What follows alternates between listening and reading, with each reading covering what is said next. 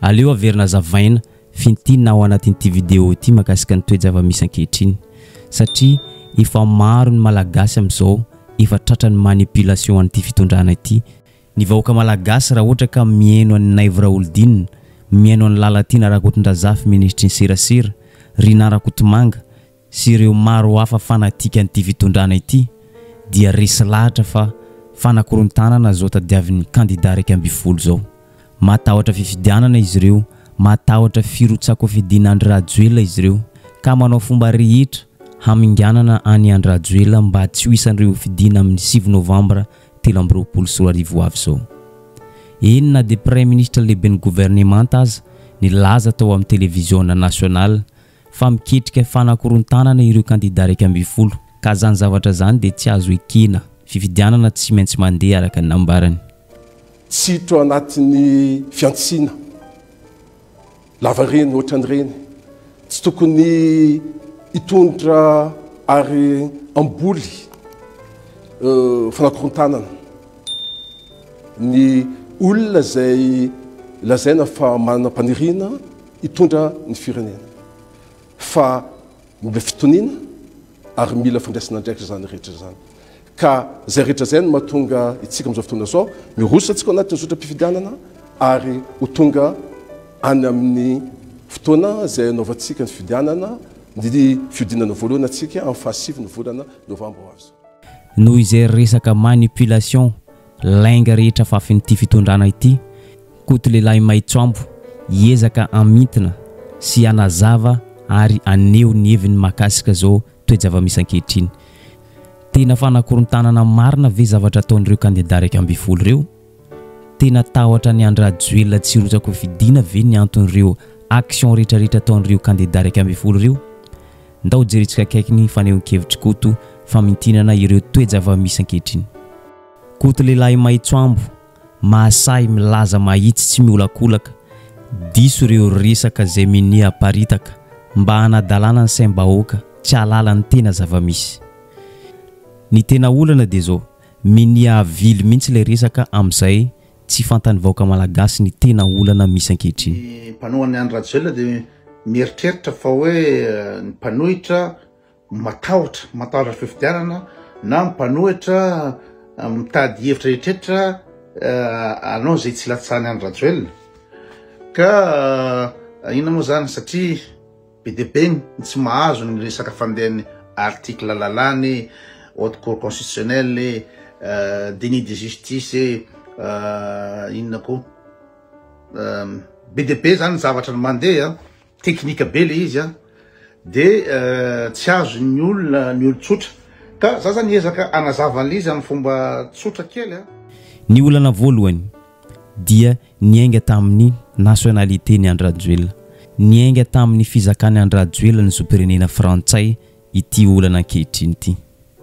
Ary zay zavatra zay mini ahodikodina mba tsy afantaran'ny vahoaka malagasy ny tena zava-misy. Ny raha mikorina ao anatin'ny Andry Rajoelina dia raha malagasy 100%, ary ny anaran'ny Andry Rajoelina dia anarana gasy. Eto dia mampatsiahy koto lehilahy Maitsoambo, tsy ny raha mikorina ao anatin'ny olona ray no ahafahana mamaritra ny nationalitéany, tsy ny fananana anarana malagasy na koa fananana ray na reny miteraka malagasy no mamalagasy ny olona iray. Ireny dia fanampiny fotsiny, fa ny tena mamaritra ny nationalité ny olona anankiray dia ny taratasy. Inona moa zany natonga ny resaka hoe problème nationalité? Satria ny sasany tena hoe gasy izy gasy raisy reny izy, inona anarany gasy izy zao. Fa tsy hoe ny raha mikorina aminazy ao amin'ny gasy, fa ny mahagasy akory ny nationalité tsy miankina amin'ny raha mikorina anatinao, tsy miankina amin'ny ray aman-dreninao na zanakizy anao zanakizy anao. Fa misy akizy ohatra hoe gasy adopten'ny inona moa zany ny vazaha izy, zazakamboty izy ohatra adopten'ny vazaha izy, ataontsika hoe adopten'ny olona ataontsika any Irlande, nationalité irlandaise, tsisy magasy anazy zany kely nefa ny rano gasy, ary izy tsy mahita gasy akory. Zay ny fandehan'izy. firenena rehetra manerana an'izao tontolo izao dia manana lalàna mifehy ny zom-pireneny avy. Ny an'ny malagasy efa nisy tany amin'ny 1960 raha ny Andry Rajoelina no raisina dia article 42 no mamaritra ny situation ny ankehitriny dia majeur izy nangataka zom-pirenena vahiny mazava zany fa tsy malagasy intsony izy. Ndao enotsika Kotolela Maitsoambo ka natonga ny Andry Rajoelina tsy gasy dia tsy niranokorina aminazy na fitiavana tanindrazana miroborobo be fa ina moa zany misy lalàna zay efa nisy tany amin'ny 1970 lalàna gasy manan-kery milaza fa hoe rehefa olona ampitaony ianao no mangataka izaka ny zom-pirenena vahiny dia miala automatika aminao ny ina moa zany nationalité malagasy ianao. Zay lalàna mipetraka tany. Dia aveo be dia be miteny hoe ka io tsy nampiasaina mihitsy zao, tsisy resaka nampiasaina tsy nampiasaina fa lalàna io. Lalàna io zany. Ka justement tsara mihitsy ny ampiasaina an'izy mba ilana amin'ny zava-misy amin'izao fotoana izao. Inona moa zava-misy zany? Zava-misy rehefa tsy ampiasaina lalàna io dia zao ny vazaha afaka mitondra Madagasikara. Raha misy vazaha zany ka manana nationalité malagasy, double nationalité dia afaka mitondra Madagasikara. Dia so ihany na hoe tsy eleo ve ampiarina zay lalàna zay mba hiarovana antsika. Hita fa tena voahitsakitsaka tanteraka ny lalàna mifehy zom-pirenena eto amintsika ary ireo mpomba azy sy fanatika ny Andry Rajoelina no mimanipule ny vahoaka malagasy tsy hafantatra ny tena zava-misy. Ny zavatra tsy fantatr'ireo mpomba azy io nefa ny fananany Andry Rajoelina ny zom-pirenena frantsay io nge dia midika fa hiaro ny tombotsoan'ny la Frantsa, hiasa ho an'ny la Frantsa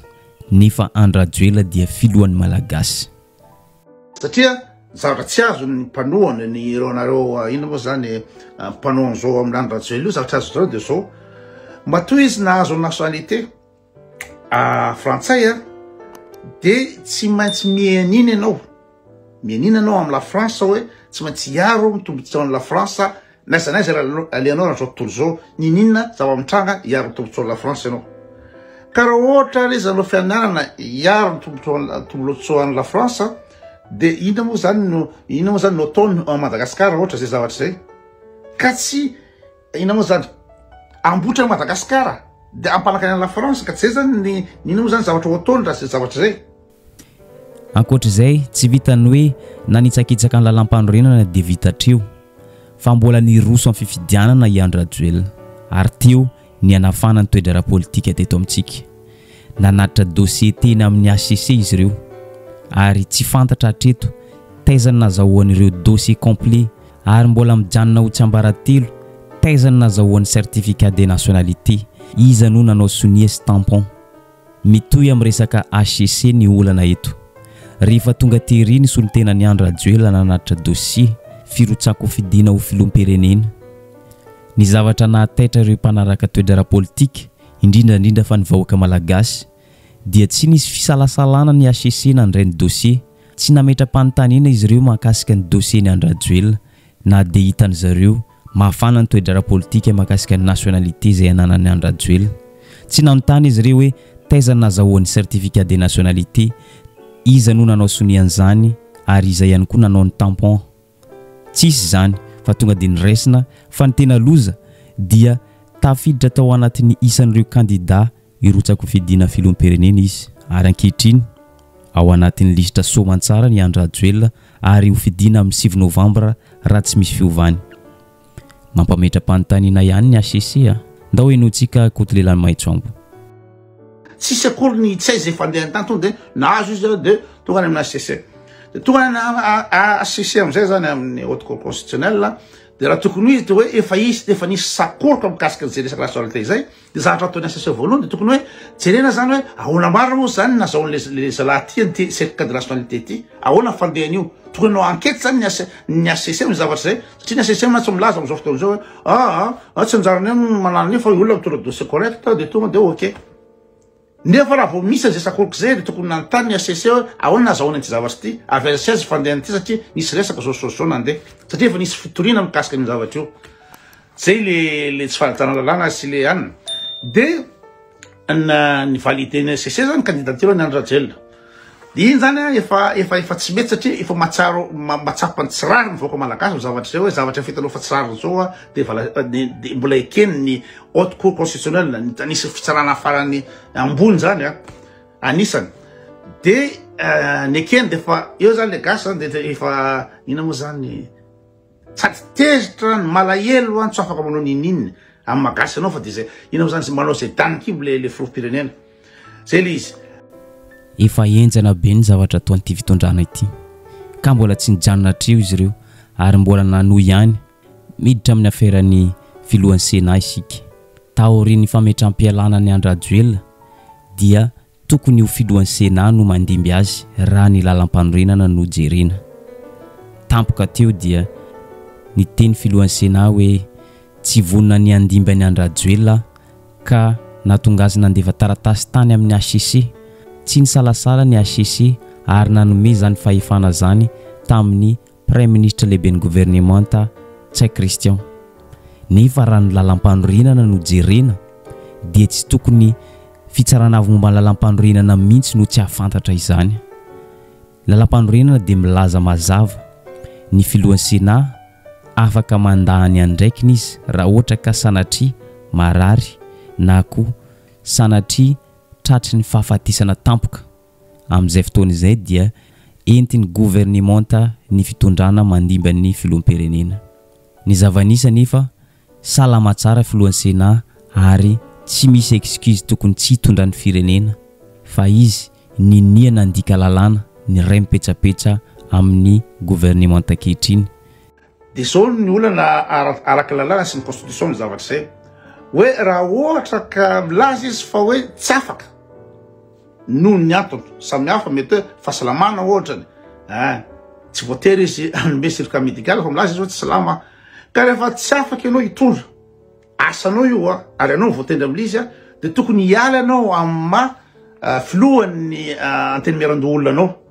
tokony démissionna zany anao satria anao miteny zany tsy capacité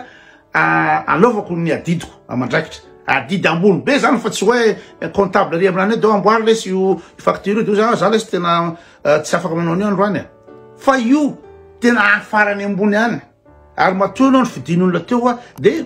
antenen'olona sy tavandrainy olona ary fotoana sarotra ohatr'izao indrindrandrindra isotro filopirana zany de olona tena fa natokisana sy ny olona tena hoe manamaizy azy nefa de niteny izy za tsy anao anio ary sady tsy démissionna de raha ohatra démissionna izy amma filohan'le anteramiran-do olona azy da am'izao fotoana zay de hoe ok izy zany démissionna atao tsy anao izy tsy asa izy ok fa ty tsy ny démissionna izy tsy nijanona atreo niarana nitsakitsaka ny lalam-panorenana niaraka tamin'ny gouvernementa ny filohan'ny Sénat fa tsy ny démissionna ihany koa tamin'ny asany izy zany hoe efa nandika lalàna izy nefa tsy ny démissionna raha tokony izy tokony démissionna izy ary miala ary tsy mivondrona ao anatin'ny Sénat satria tsy zakan'le andraikitra noho ireo toe-java-misy mamaivay ankehitriny ny ray ina ireo candidat araiky amby folo raha toa ka folo izy ireo teo aloha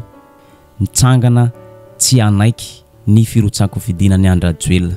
tsy manaiky ny fanitsakitsahana ny lalam-panorenana zay ataony HCC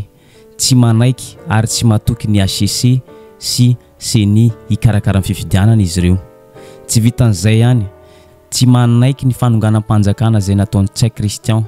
zay nataony HCC ankehitriny ka noho ireo rehetrareo dia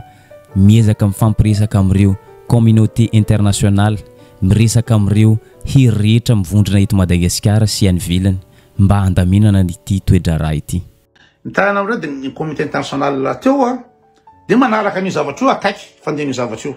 da prison'izany reo misy agent secret reo misy mpanaraka akaiky mahay miteny gasy reo agent secret reo vazaha reo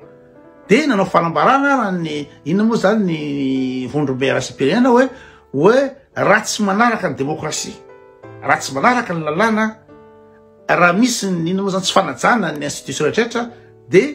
tsy ho validenay tsy ekenay ny vokatry ny fifidianana zany hoe zany tokony hetsika zany gasy hoe ny surtout zareo amin'ny mpitondra ao hoe amerina ny tantandalàna amerina zavatra rehetra ara-dalàna fa ratsy zany tsy valide io de ny zavatra mandalo zao de zao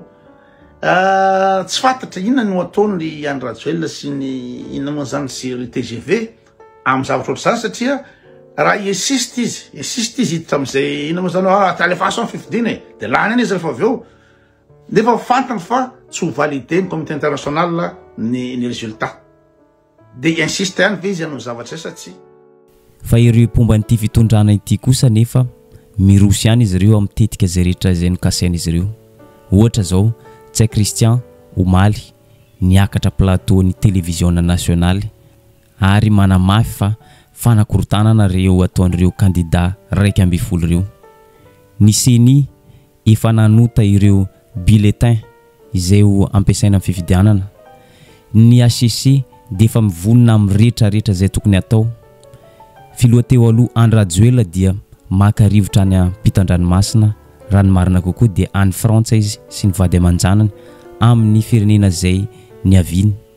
azo eritreretina fa efa milamina ny ao amin'ny HCC CENI eny na dia ao amin'ny mpitandro filaminana aza ankehitriny isika raha nahita ny vaovao dia eny amin'ny kianjan'ny 13 mai ireo miaramila maro miaraka amin'ny tobile blindé iarovana ity fitondrana ity